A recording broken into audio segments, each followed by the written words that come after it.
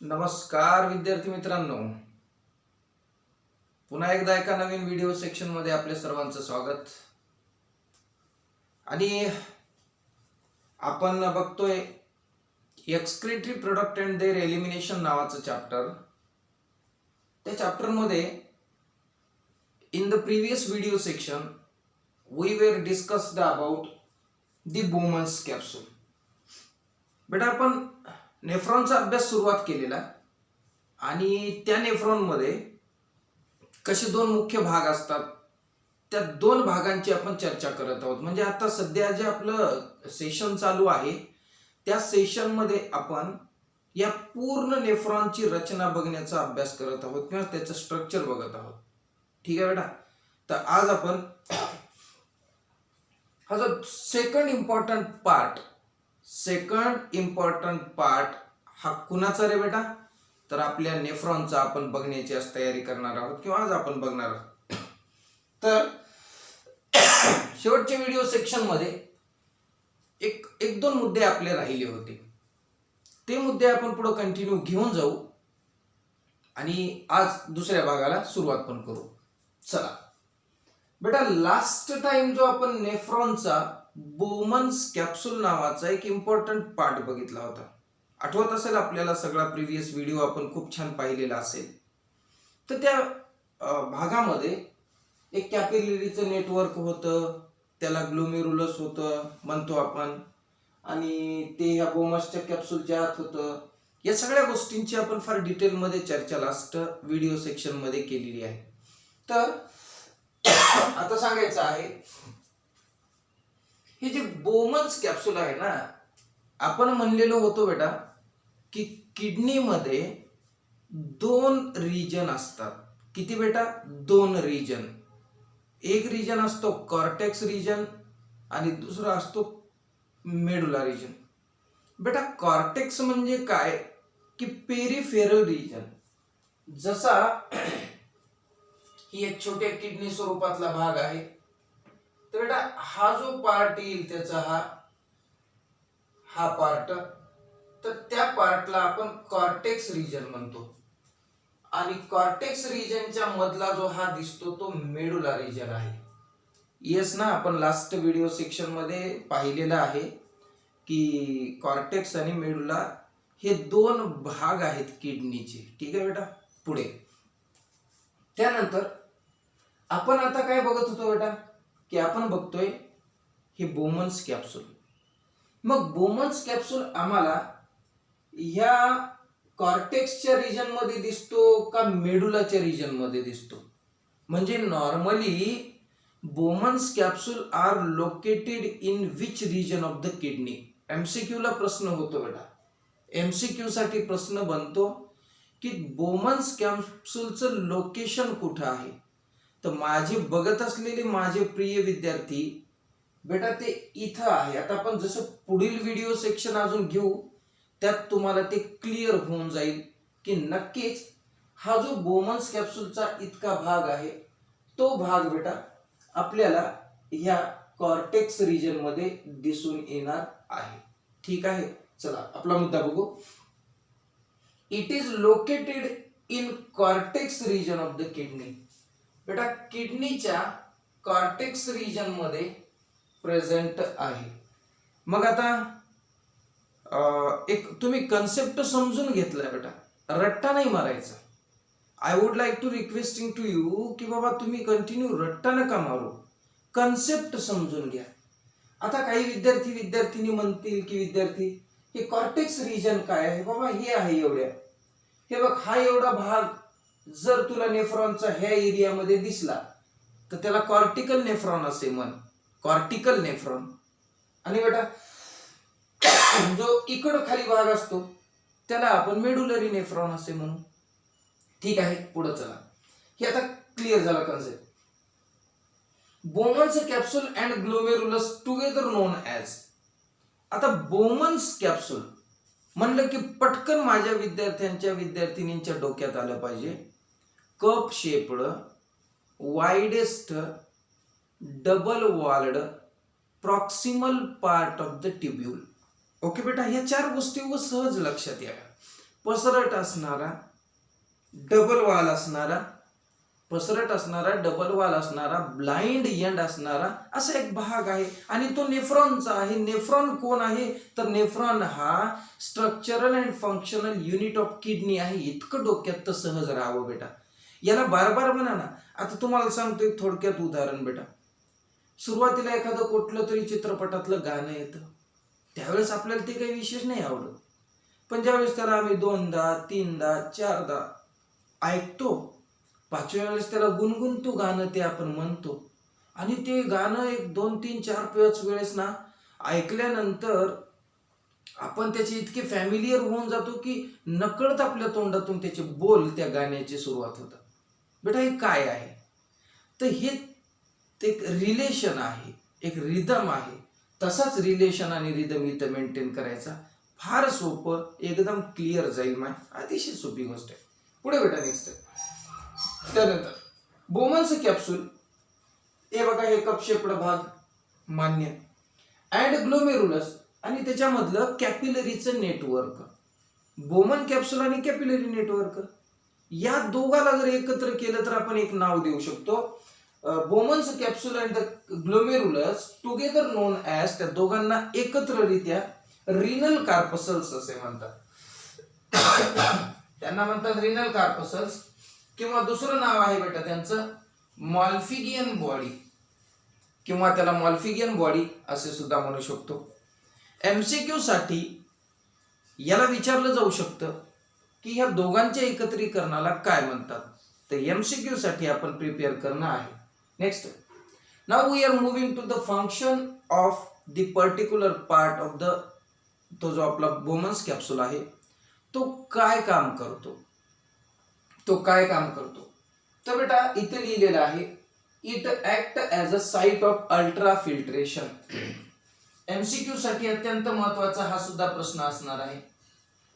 Ultra फिल्ट्रेशनची जागा. बेटा कसा प्रश्न विचारला जाईल सांगू का तुम्हाला. आपल्याला विचारलं जाईल की बाबा रे, which part of the kidney is the, which part of the nephron is the site of ultrafiltration. Site म्हणजे काय? काय नाही, साइट म्हणजे जागा, ज्या जागेवर सूक्ष्म चाळण होते. फिल्ट्रेशन म्हणजे माहिती आहे ना, चाळणे, आणि अल्ट्रा याने सूक्ष्म, म्हणजे सूक्ष्म पदार्थाची चाळणी होते. किती छान, खूप छान. सूक्ष्म पदार्थाची चाळणी जिथं होते ते ठिकाण आहे बेटा बोमन्स कॅप्सूल. हे झालंय मराठीमध्ये. Ultra filtration is the site of nephron. Ultra filtration is the site of कशाची, तर ती अल्ट्रा फिल्ट्रेशनची साइट जर कोणती असेल तर ती आहे बोमन्स कॅप्सूल. आलं कसंही वाक्य, इकडून म्हणा पलटून, तिकडून म्हणा, चालेल. ठीक आहे बेटा. तर हे होतं आपल्या बोमन्स कॅप्सूलच्या संदर्भामध्ये. My dear student, right now we are moving to the second important part.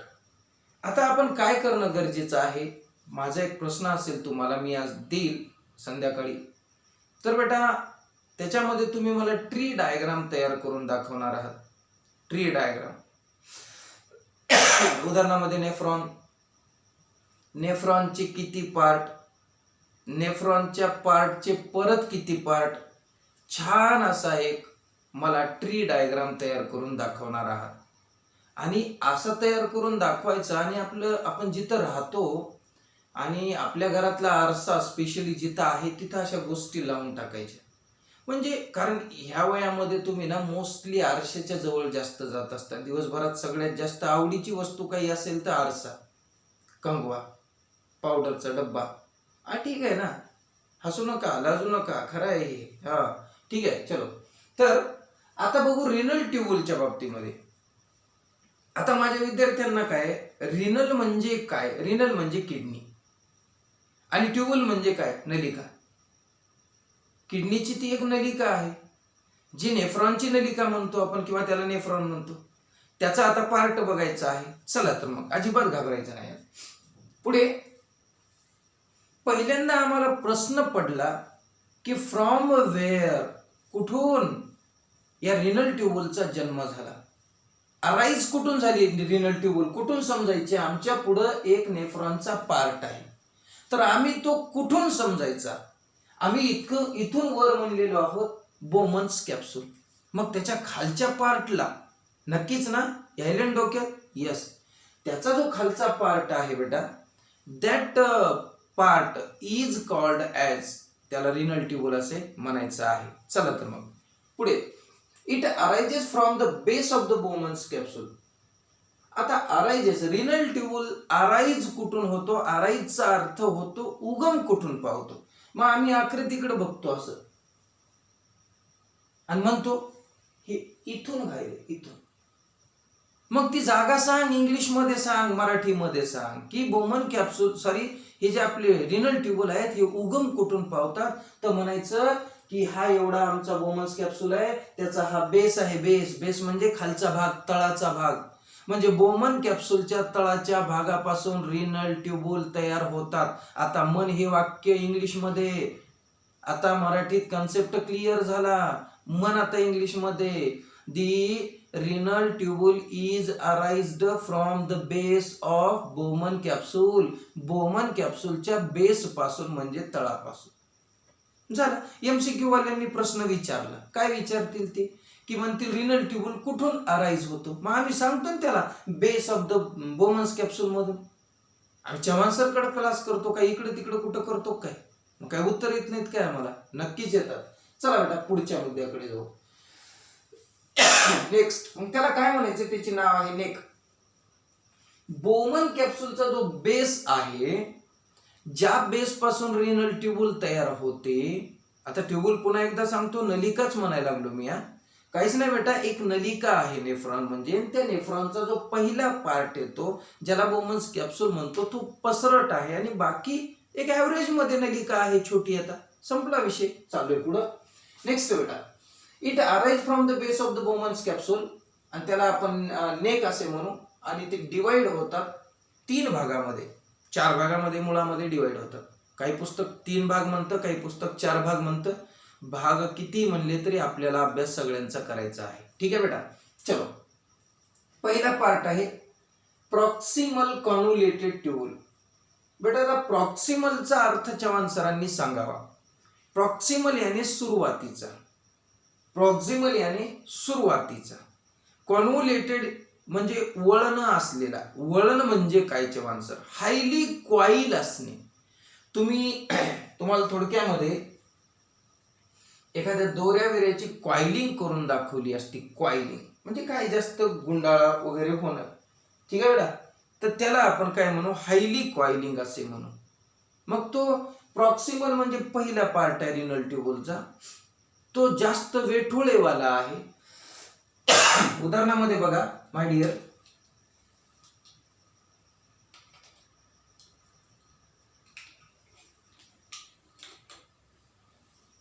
आता ही माझ्याकडे पिन आहे बेटा, हे वायर आहे, हे एवढं वायर माझा हा समजा नेफ्रॉन आहे. नेफ्रॉनची सुरुवात हो का बोमन्स कॅप्सूल न झाली, याला पिन म्हणू. आता बोमन्स कॅप्सूल कसा आहे? थोडा पसरट आहे. ओके बेटा, बोमन्स कॅप्सूल इथं संपला बेसला, की ही जे खालून नळी सुरुवात होती ना, दिस इज द फर्स्ट पार्ट. याला पहिला पार्ट म्हणा, प्रॉक्सिमल पार्ट. प्रॉक्सिमल याने सुरुवातीचा. आणि मग काय की त्याला कॉन्व्होल्युटेडचा अर्थ सांगायचा आहे. तर हे बघा बेटा,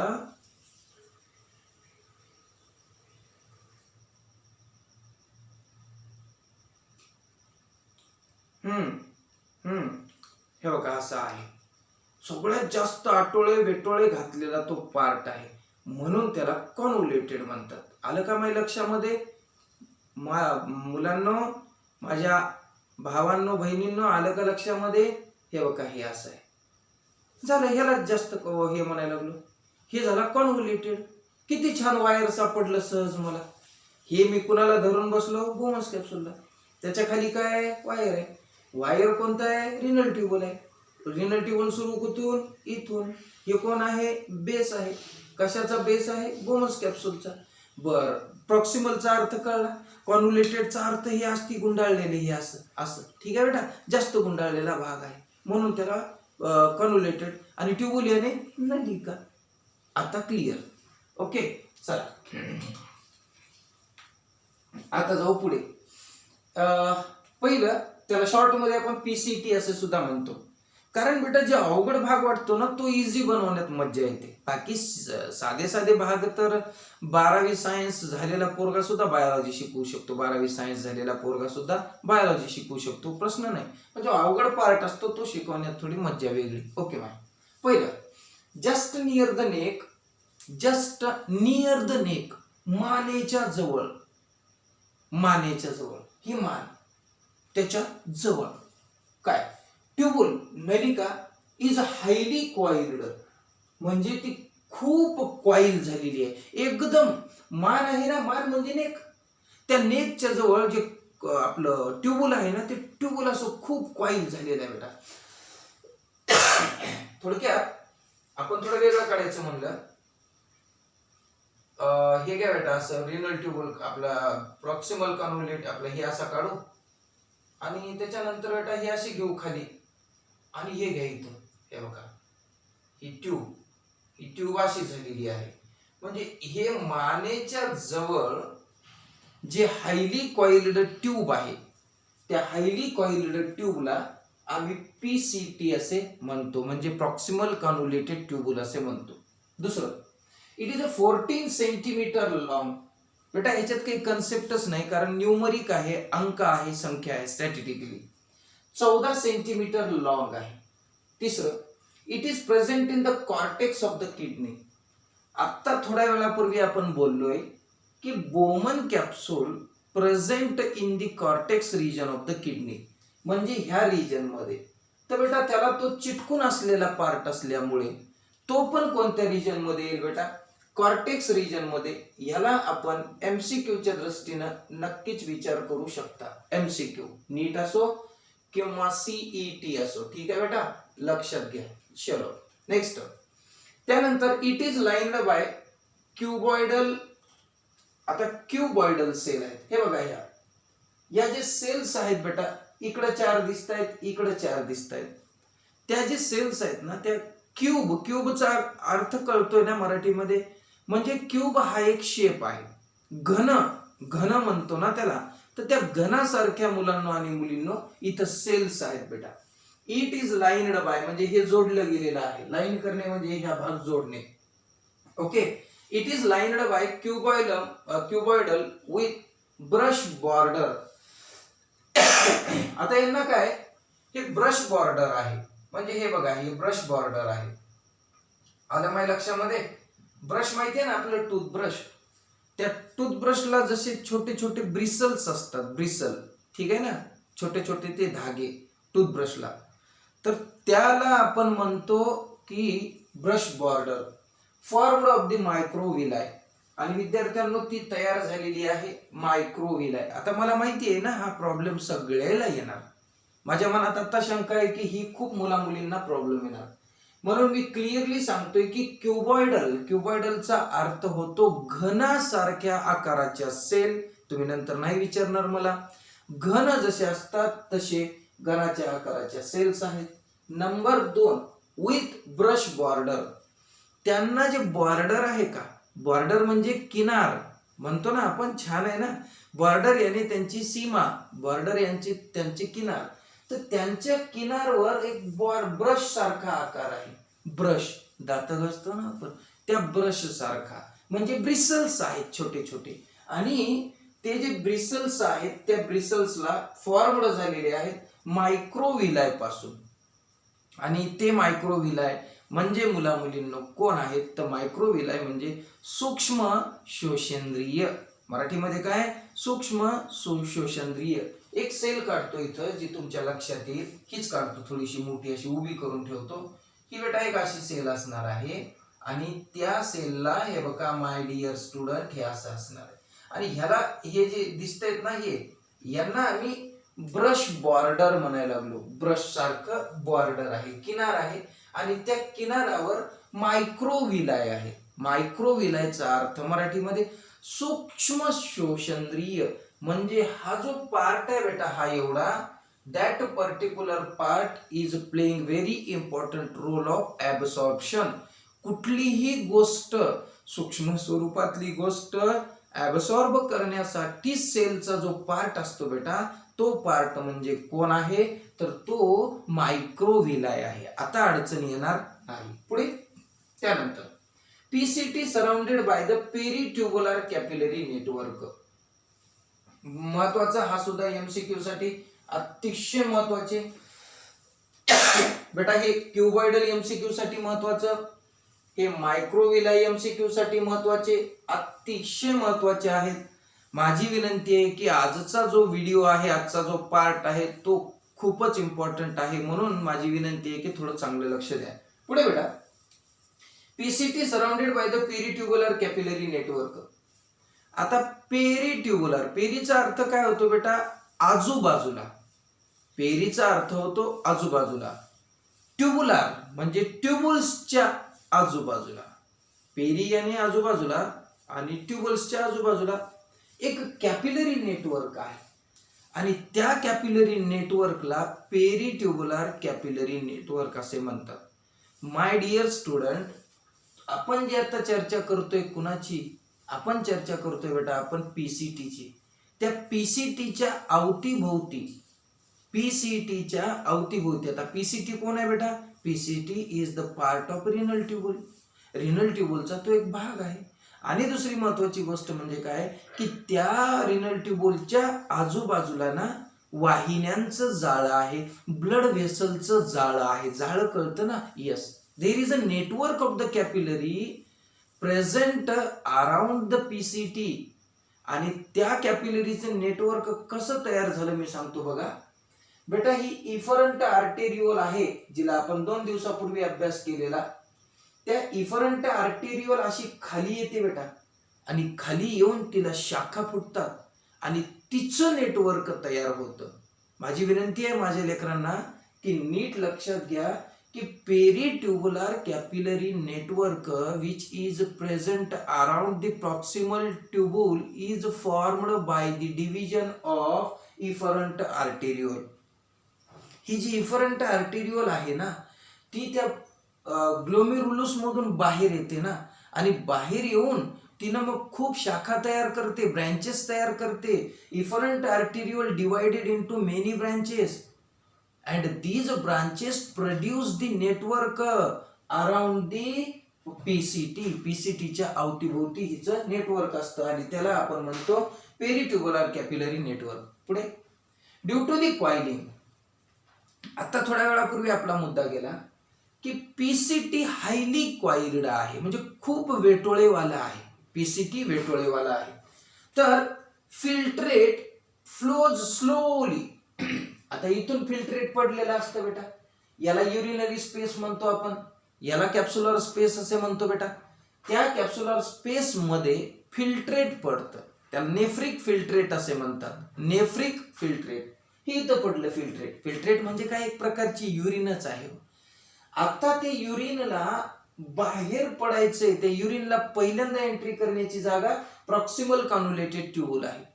तिथून ती युरिन पुढे पास होते बेटा. आता ती चालली, आणि आपलं 2 दिवसापूर्वी एका व्हिडिओ मध्ये वाक्य होतं की coiling of the nephron has a definite course. ठीक आहे ना बेटा, आता कळेल तुम्हाला ते वाक्य. हे पुढे जायचंय, असं आम्ही चाललंय, आम्ही युरिनला घेऊन चाललो. तर मग युरिनला जशी बस रस्त्यावरून जात असताना खूप गाव क्रॉस करून पुढे जाते, तसं युरिनचं पहिलं गाव जे आहे ते प्रॉक्सिमल कॅन्युलेटेड ट्यूबुल आहे. ते युरिनचं स्टेशन, म्हणजे युरिनला बस म्हणलं तर तिचं ते स्टेशन आहे. पुढे, due to the coiling filtrate. आता फिल्ट्रेट कुणाला म्हणलो कळलं ना, फिल्ट्रेट इज द युरिन, जी इथं पडलेली आहे.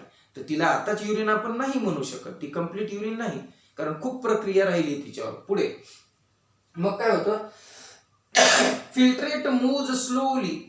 मग काय होतं की ते जास्त कॉइलिंग असल्यामुळं ना, जसे रस्त्यावर खड्डे असले, जास्त वळणं असले रोडवर, तर वाहनं किती सावकाश न्यावी लागतात.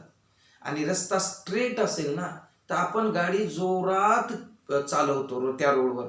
पण खूप वळणं असतील, घाट असेल, तर मग मात्र गाडीची स्पीड ही सावकाश असते. त्याच पद्धतीनं इथं आम्हाला खूप वळणं आहेत, खूप कॉइलिंग्ज आहेत. त्या कॉइलिंगमुळे हे जे फिल्ट्रेट लिक्विड स्वरूपातलं आहे that fluid moves ahead, slowly पुढे सरकतं, फास्ट पुढे सरकत नाही. आलं बेटा लक्षात? पुढे and remain in the PCT for the longer duration. आणि त्याच कारणामुळे ते त्या ह्याच्यामध्ये आपल्या पीसीटी मध्ये लॉंगर ड्युरेशन साठी टिकून राहतं, जास्त वेळ ते त्यात टिकतं. पुढे this ensure the reabsorption of maximum maximum amount of useful molecule. आता इथं जो फिल्ट्रेट तयार झालेला असतो बेटा, इथं आपण काय लिहिलं होतं थोड्या वेळापूर्वी की Bowman's capsule is the site of ultra filtration. इथं अल्ट्रा फिल्ट्रेशन झाल्यावर ते फिल्ट्रेट इथं पडतं इथं. मग त्या फिल्ट्रेट मधून बाहेर पडलेले किंवा त्या फिल्ट्रेट मध्ये असलेले सर्व पदार्थ युजफुल असतात, म्हणजे युजलेस नसतात असं नाही. जवळपास 99% पदार्थ हे युजफुल असतात त्या फिल्ट्रेट मधले, जी शरीराला गरज असते त्यांची. मग ते आपल्याला वापस घ्यायचे. तर वापस कसे घेणार तुम्ही? कुठं तुम्ही जाऊन ते निवडत बसता का तिथं? नव्हे. आपल्या नॅचरली आपल्या बॉडीमध्ये, आपल्या नेफ्रॉनमध्ये अशी एक काय आहे सिस्टीम आहे की ती सिस्टीम ऑटोमॅटिकली निवडून घेते. आपल्या घरी आपली आई ताई आपलं हे गहू तांदूळ ज्वारी निवडत असते ना, त्यातले खडे काही इतर हे झालेलं जसं वेगळं काढतो ना, त्याच पद्धतीनं बेटा ह्याच्यामध्ये सिस्टीम आहे. आणि जे युजफुल पदार्थ आहेत ते युजफुल पदार्थ परत शरीरात घेतले जातात आणि ज्यांचं काही काम नाही ते शरीराच्या बाहेर टाकून दिले जातात. तर ही एन्श्योर करतं, म्हणजे खात्री करतं की reabsorption of maximum amount of useful molecule, maximum amount of useful मॉलिक्यूलचं रिअब्सॉर्प्शन झालेलं दिसतं. ठीक आहे बेटा? हा, तर आता बघायचे तर आपल्याला याचे फंक्शन्स काय आहेत, कुठल्या प्रकारचे फंक्शन हे आमचा जो फर्स्ट पार्ट आहे रिनल ट्यूब्यूलचा तो करतो. पहिलं फंक्शन्स करतो तो it is the site of selective reabsorption. बेटा सेलेक्टिव्ह रिअब्सॉर्प्शन म्हणजे काही निवडक, सिलेक्टिव्हचा अर्थ मराठीमध्ये होतो निवडक, निवडक पदार्थांचं रिअब्सॉर्प्शन करतो. कुठून? कारण रिअब्सॉर्प्शन म्हणजे परत घेणे, परत शोषून घेणे. इथं फिल्ट्रेट होतं, त्या फिल्ट्रेटमध्ये आता आपण नाही का घर स्वच्छ करतो, झाडू मारून कचरा कोपऱ्यात जमा करतो आणि कचरा बाहेर टाकण्यापूर्वी त्यात एकदा बारीक सारीक वस्तू चेक करतो, आमची काही कामाची वस्तू त्यात गेली आहे का. जर गेली असेल तर मग ती परत घेतो आम्ही. ठीक आहे ना बेटा? सेम हाच पद्धतीचा फॉर्म्युला आहे. तर इथं फिल्ट्रेट म्हणजे कचरा आहे, कचऱ्यातून जे कामाचं आहे ते वापस घेण्याची प्रक्रिया, म्हणजे त्याला म्हणायचं सेलेक्टिव्ह रिअब्सॉर्प्शन होतं. Number 2, nearly all essential nutrient. इसेन्शियलचा अर्थ होतो मराठीमध्ये महत्वाचे, महत्वाचे पोषक द्रव्य. Essential nutrient and 70 to 80% electrolyte, म्हणजे 70 ते 80% आयन्स. इलेक्ट्रोलाइट म्हणजे काय? Ions and water are reabsorbed by this segment. एक ओव्हरऑल विचार करायचा की बाबा हे आपल्या पीसीटी मध्ये कुठल्या कुठल्या पदार्थांचं पुनर्शोषण होतं, पुनर्शोषण. तर त्याची यादीच दिलेली आहे. जवळपास सर्व इसेन्शियल न्यूट्रिएंट इथून वापस घेतले जातात. 70 ते 80% इलेक्ट्रोलाइट वापस घेतलं जातं अँड पाणी वॉटर आल्सो वापस घेतलं जातं. पुढे PCT also help in maintaining. PCT काय करतं? मेंटेन करतं बेटा pH and ionic balance of the body fluid. आपल्या बॉडीमध्ये ना वेगवेगळ्या प्रकारचे फ्लुइड्स आहेत, डिफरंट टाइप. आता फ्लुइड म्हणजे द्रव्य, उदाहरणामध्ये रक्त तर द्रव्य आहे, एक माहिती आहे ना सगळ्यात चांगलं. लिम्फ द्रव्य आहे, प्लाझ्मा आहे, अशा अनेक गोष्टी आहेत द्रव्य पदार्थ आपल्या बॉडीमध्ये. त्यांना पीएच लागतं बेटा, आणि ते पीएच मेंटेन करायचं काम. पीएच म्हणजे काय? एखाद्या द्रव्य पदार्थामध्ये असलेल्या हायड्रोजनच्या कॉन्सन्ट्रेशनला आपण पीएच असे म्हणतो. PH is power of hydrogen, potential of hydrogen. ते आणि दुसरी गोष्ट आयोनिक बॅलन्स. एखादं ते फ्लुइड फंक्शनल राहण्यासाठी त्याला त्याचा पीएच मेंटेन करण्यासाठी आयन्स फार गरजेचे असतात आणि ते आयन्स मेंटेन करायचं काम इथून म्हणजे पीसीटी मधून केलं जातं. ओके बेटा, हे त्याची फंक्शन्स आहेत, खूप छान लक्ष द्या. पुढे in the PCT maximum absorption of. आता त्या पीसीटी मध्ये खूपच मोठ्या प्रमाणात कोणत्या घटकांचं रिअब्सॉर्प्शन होतं बघू. ग्लुकोज वापस घेतला जातो, सगळा ग्लुकोज. अमायनो ऍसिड्स वापस घेतले जातात, विटामिन वापस घेतले जातात, हार्मोन्स रिअब्सॉर्प्शन केले जातात. तसेच काही आयन्स आहेत. उदाहरणामध्ये पोटॅशियमचे आयन आहेत, कॅल्शियमचे आयन आहेत, क्लोराईडचे आयन्स आहेत. हे सगळे आयन ना बेटा इथून परत रिअब्सॉर्ब करून ब्लड मध्ये घेतले जातात. ठीक आहे ना बेटा. काय काय लिहिले? ग्लुकोज लिहिला, अमायनो ऍसिड लिहिला, विटामिन लिहिला, हार्मोन्स लिहिले, आयन्स लिहिले. हे सगळे पुनर्शोषण केले जातात बेटा. कुठे? तर या पीसीटीच्या भागामध्ये. ठीक आहे. नक्कीच अजून काही फंक्शन्स राहिलेले आहेत, आता वेळेअभावी कारण व्हिडिओ आपल्याला शॉर्ट आणि छोटा बनवायचा आहे. पुढच्या काही भागामध्ये, उद्याच्या व्हिडिओमध्ये सुद्धा आपल्याला या पीसीटीचेच काही फंक्शन्स जे आहेत ते दिसून येणार आहेत, त्याची आपण चर्चा करणार आहोत. तोपर्यंत आपल्या सगळ्यांना good bye. God bless you all. Video परत परत बघा. या सुद्धा व्हिडिओचे, आता प्रत्येक व्हिडिओचे तुम्हाला संध्याकाळी किंवा दुपारी विद्यार्थ्यांना प्रश्न येतील सोडवायला. ते प्रश्न सोडवून जवळपास सगळ्यांनी दाखवण्याचा प्रयत्न करा. फार मोजक्या विद्यार्थ्यांचा रिस्पॉन्स येत आहे, मोजक्या. ठीक आहे ना. चलो बेटा, नमस्कार.